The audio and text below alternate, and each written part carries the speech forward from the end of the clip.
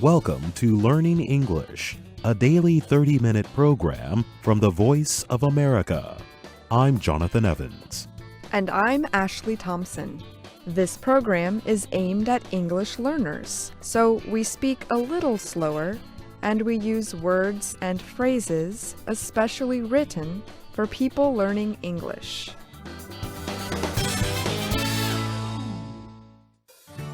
Today on the program, you will hear from Dorothy Gundy, Pete Musto, and Anna Mateo.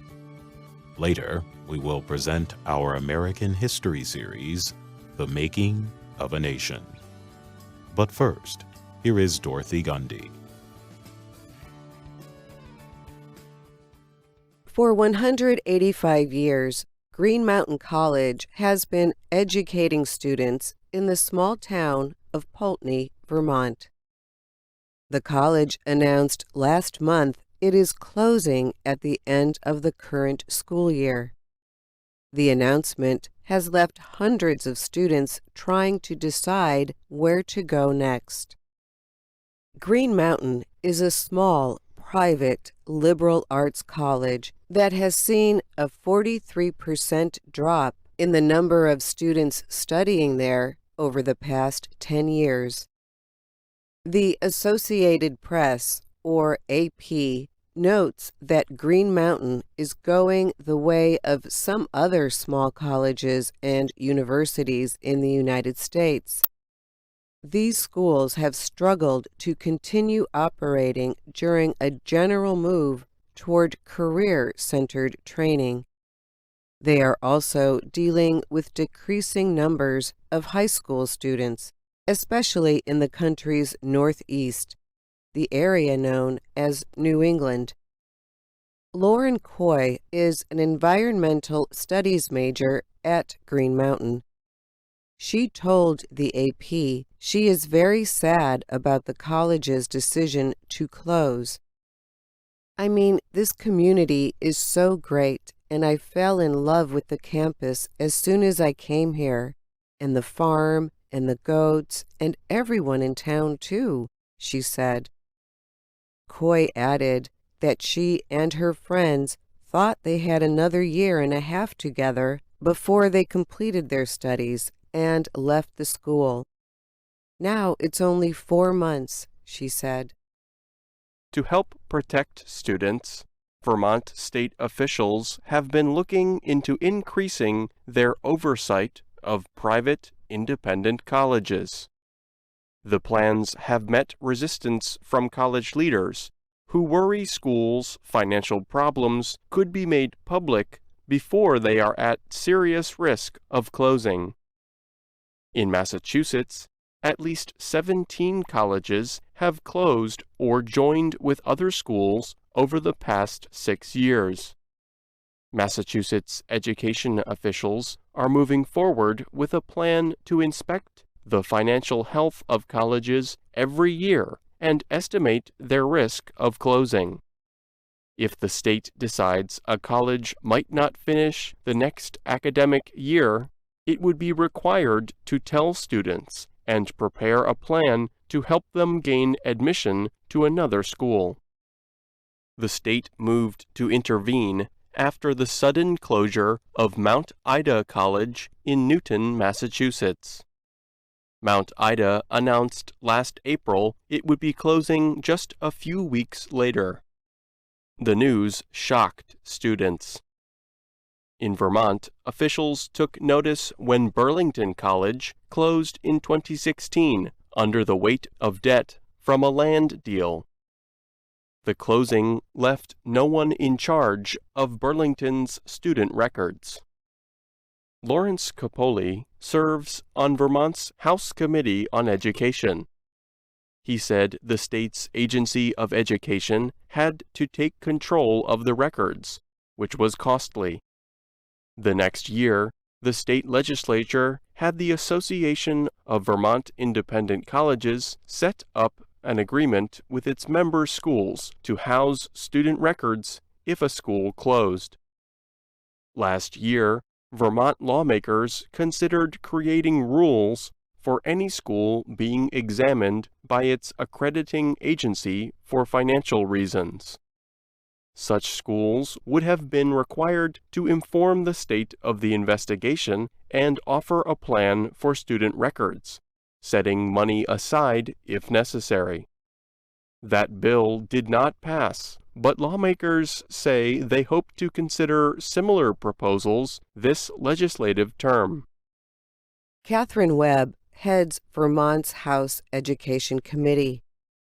She noted, with the recent news about Green Mountain College and concern about what's happening around New England, it does seem appropriate for us to continue to look at a response.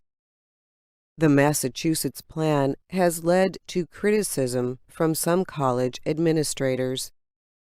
Helen Drinan is president of Simmons University in Boston. She said the plan seems like an unnecessarily large reaction to the Mount Ida closure, which she described as one really bad incident. It feels like a heavy step, argued Drinan. Anybody caught in that net is going to get a lot of attention that may or may not be deserved, and that may or may not seal their fate. That just doesn't seem right. Carlos Santiago is head of the Massachusetts Department of Higher Education. He said he understands the concern from some schools and plans to work with them to finalize the state's inspection process. At least 64 four-year private, nonprofit colleges and universities around the country have closed or announced closures since 1995, while 12 others have opened. These numbers come from the National Association of Independent Colleges and Universities. Moody's Investor Service said in December that its position on the U.S. higher education industry is negative. The reason? Limits on the growth of money schools earn from tuition payments. The U.S. Department of Education and college accreditors have their own processes to measure the finances of schools and place struggling schools under close watch. But officials in Massachusetts say the process has failed to raise warnings soon enough in the past. As of last December, more than 500 colleges and universities were being closely watched by the Education Department. The schools included Green Mountain College, but not Newbury College in Brookline, Massachusetts. Newbury announced on December 14th it would close after this academic year. Green Mountain had just 428 undergraduate students signing up for its classes 6 months ago. The college explored possible partnerships and ways to increase money coming in before announcing its closure. A group of former students and parents is raising money to try to keep the school from closing, but many students are already making other plans. Green Mountain said it has agreements with some other colleges that will take in its students. One such school is Prescott College in Arizona. Students knew that Green Mountain was in trouble, said Kyle Patterson of New Jersey. So he made plans to attend Paul Smith's College in New York. I just felt bad for everyone else who didn't have a plan, he said. I'm Pete Musto. And I'm Dorothy Gundy.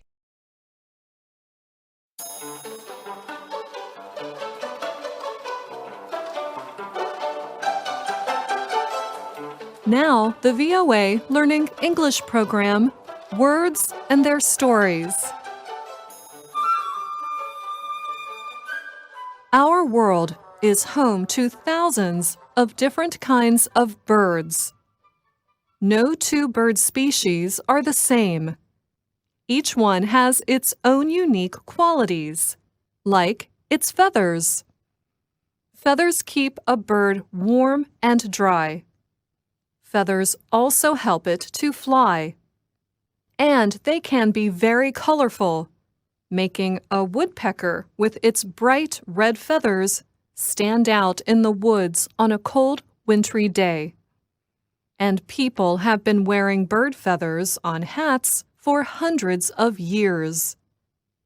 But feathers were not just worn for decoration, to improve a person's appearance. Hundreds of years ago, it also meant something else. A feather could represent a person's standing, success, or even, in some cases, a kill. Feathers have made their way into many common English expressions. Today we talk about one: to have a feather in your cap.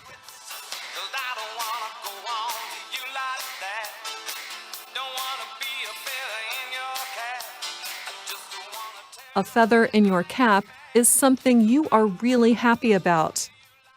The feather gives you bragging rights, a chance to tell the world about your success. A feather in your cap also gives you an upper hand, meaning it puts you in a better position. For example, on social media, having 1 million followers on Twitter can be considered a feather in your cap. Getting a pay raise or winning an award can both be feathers in your cap. So it is something you can be proud of and something you can use in the future to get ahead. The Etymology Online website notes that the act of placing a feather in a hat or on your head has meant success in many cultures, apparently independently. As an example, the site uses the early English travel writer Richard Hansard and his 1599 description of Hungary. It has been an ancient custom among them that none should wear a feather but he who had killed a Turk.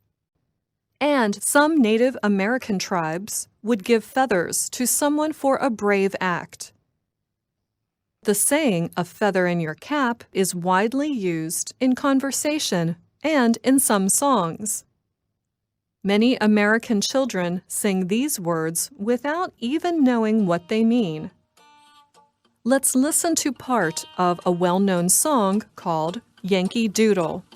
Yankee Doodle went to town riding on a pony, stuck a feather in his cap and called it macaroni. Yankee Doodle, keep it up, Yankee Doodle dandy. Mind the music and the step, and with the girls be handy. This song dates back to the days of the American War of Independence. Some people say British soldiers sang it as a way of making fun of the opposing forces. Doodle was an 18th century British term for a stupid person, and macaroni meant a well-dressed person, someone who likes the finer things in life. So saying stuck a feather in his cap and called it macaroni meant that the colonists thought they could look good by simply placing feathers in their caps. By the way, we still use both doodle and macaroni today, except the meanings have changed completely. A doodle is a quickly made and simple artwork, and macaroni is a small noodle. One last note on this expression: the word cap can belong to anyone. In fact, you can use whatever descriptive words you need to explain who is wearing the cap. For example, winning an Oscar is a feather in a director's cap, and getting accepted to a great university would be a feather in any student's cap. Hopefully, speaking English is now a feather in your cap. And that brings us to the end of Another Words and Their Stories. Until next time, I'm Anna Mateo. Disappointment is a feather in your cap.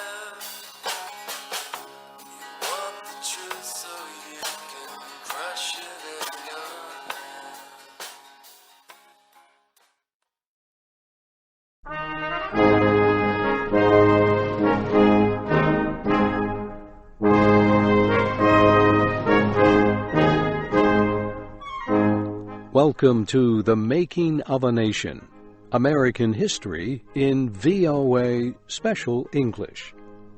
On July 4th, 1863, a huge Confederate army surrendered at Vicksburg, Mississippi.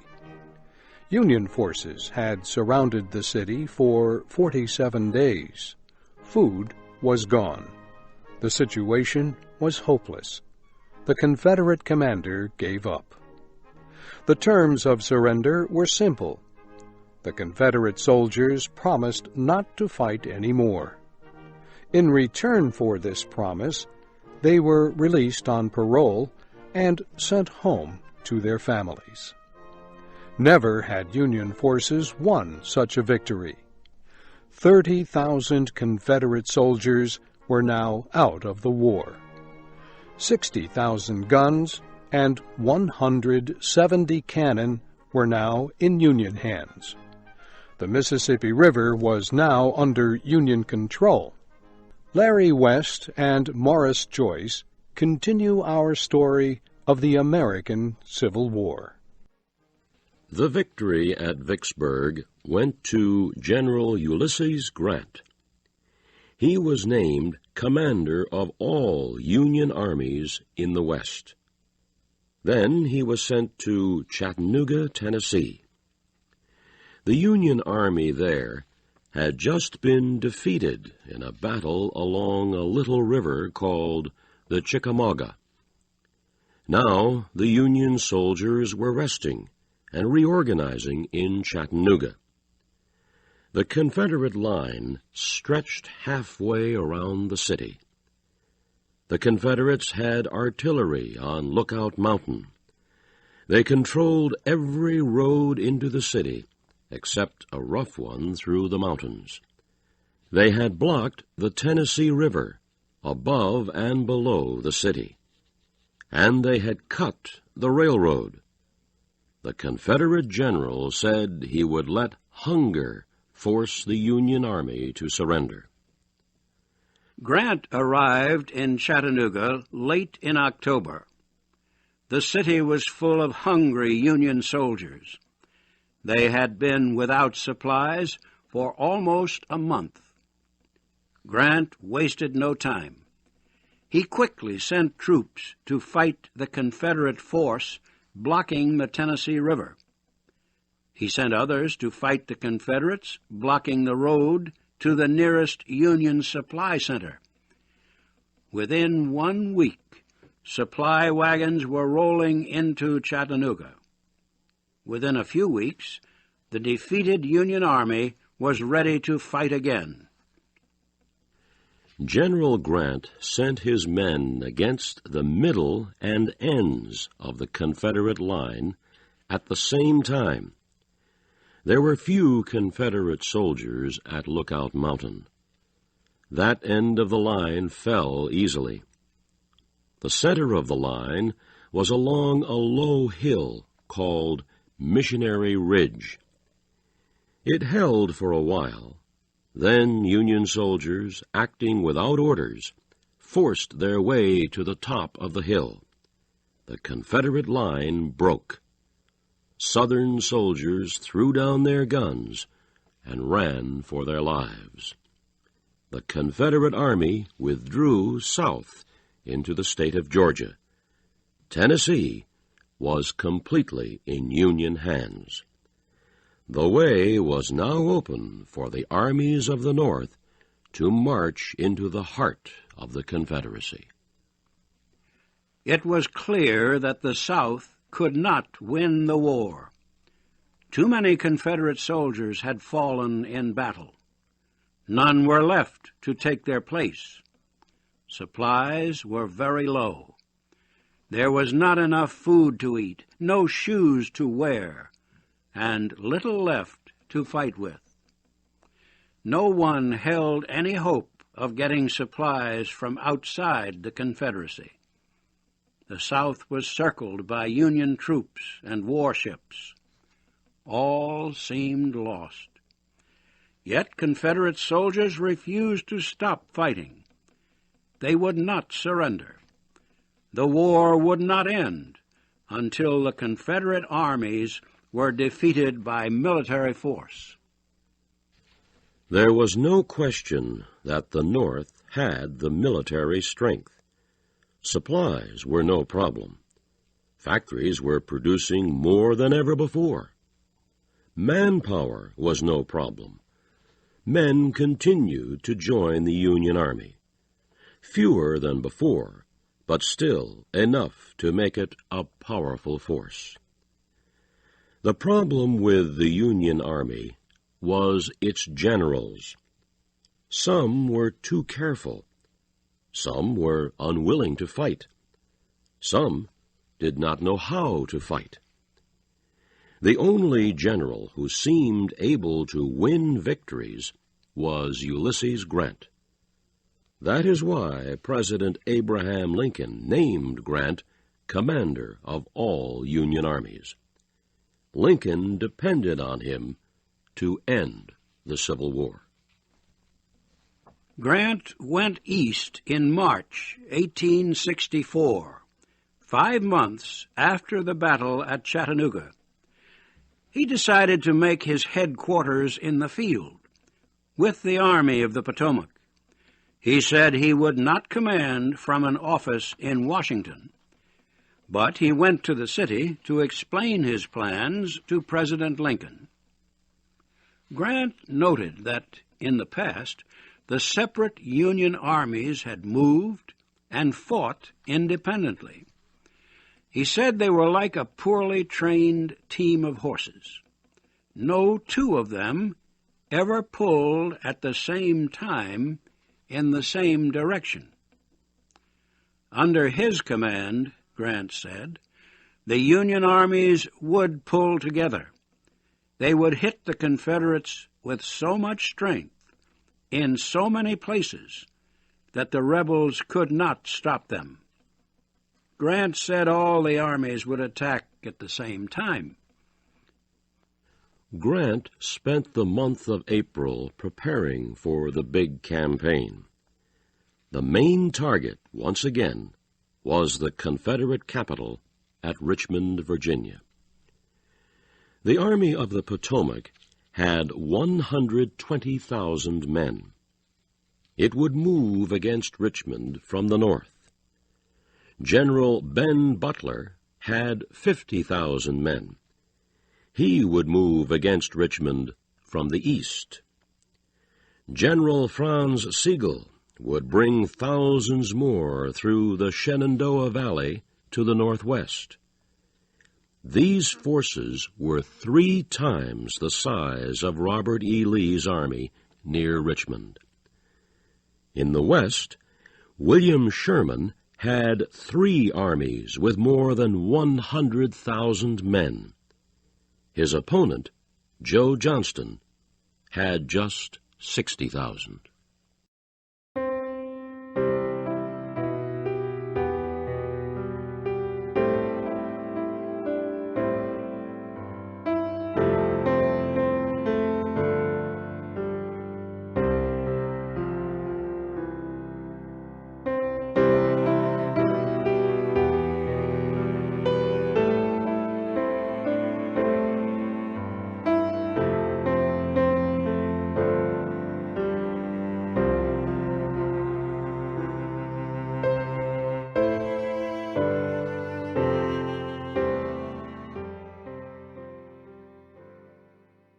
General Grant kept details of the campaign as secret as possible.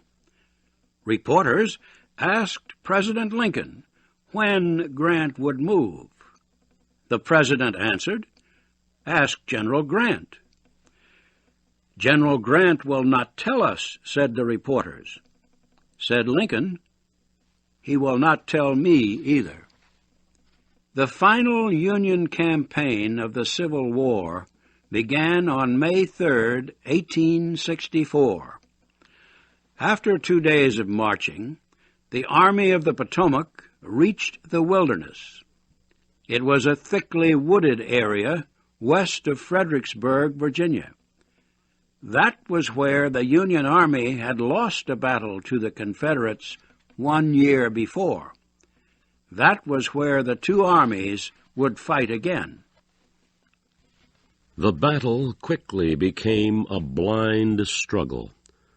The woods were thick, the smoke was heavy.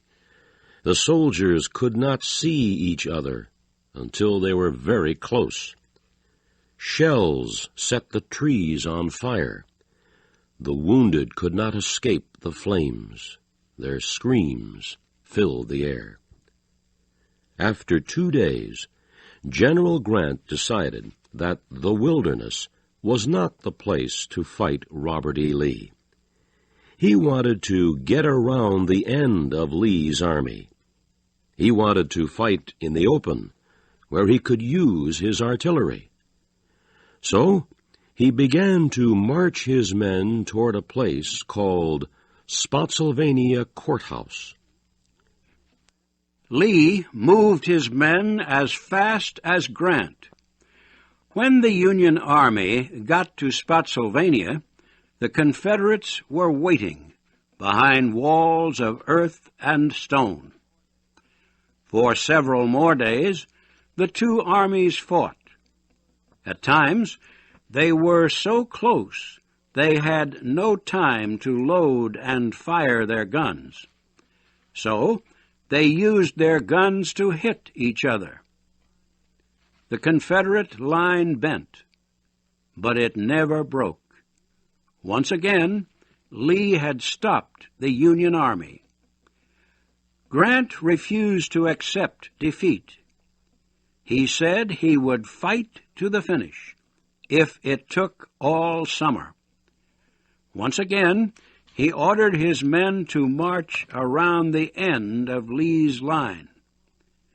Lee quickly pulled his men back to a place called Cold Harbor, not far from Richmond. There they waited. As he had done in the wilderness and at Spotsylvania, Grant ordered his men to attack hard. It was a slaughter. In less than an hour, 7,000 Union soldiers fell dead or wounded.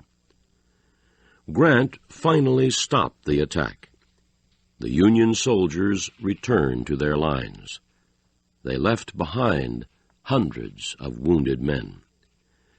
For 4 days, the wounded lay on the battlefield crying for help, for water.